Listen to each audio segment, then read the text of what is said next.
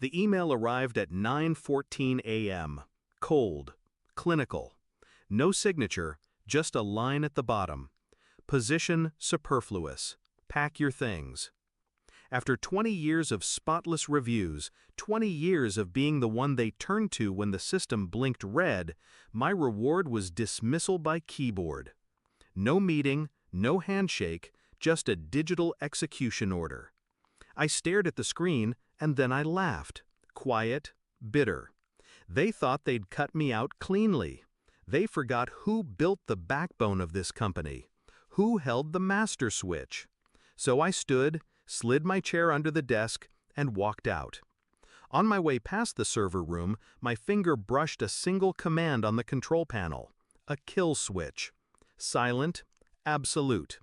Only I knew how to bring it back. When I first met the COO, he wasn't COO, just another manager with ambition spilling from his suit. He shook my hand too hard, smiled too wide.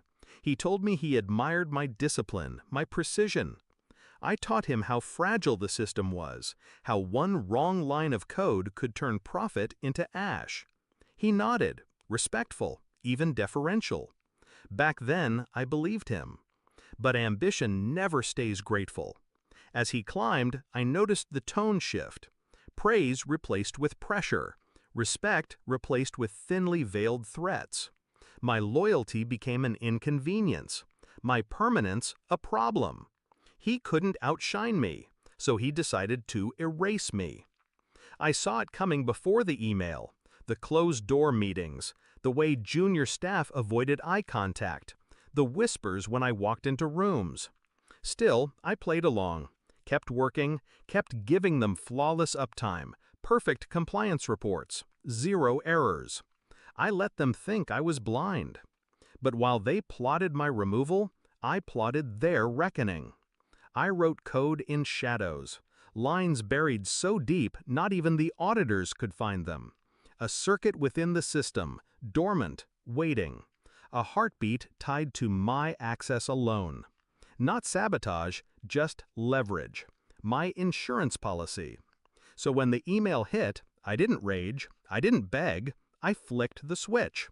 Instantly the servers began their quiet collapse.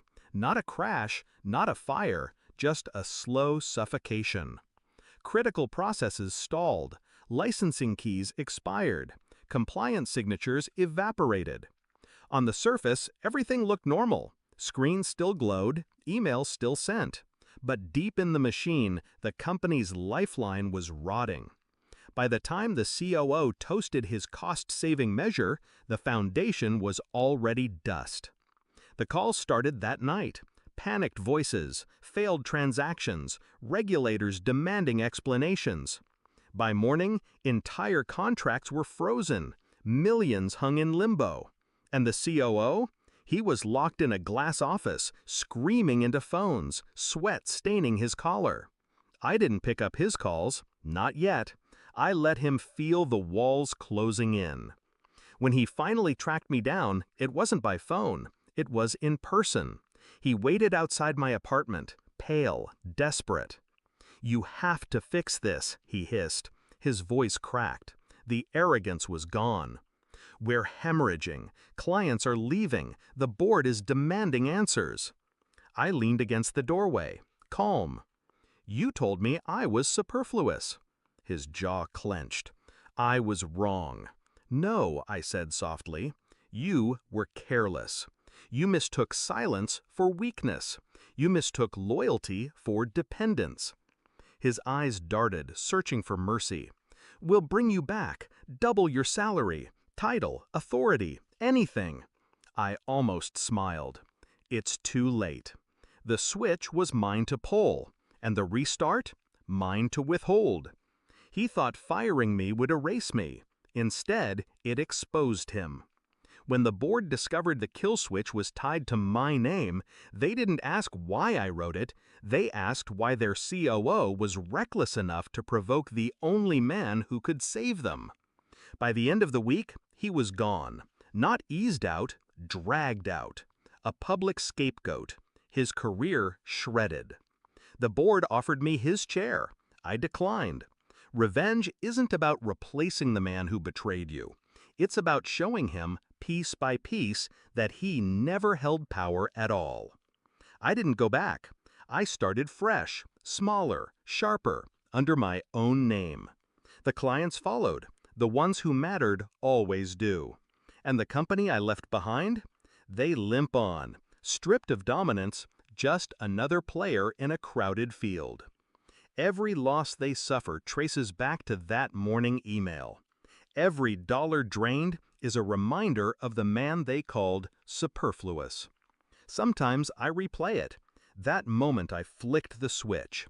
The calm finality of it. One gesture, decades in the making. People imagine revenge as fire, loud, violent, uncontrollable. But true revenge is control, silence, precision. I didn't burn the house down. I cut the power. Left them in the dark, stumbling, choking on their own arrogance. And as I walked away, I didn't look back. Why would I? They'll never recover. And I'll never forget.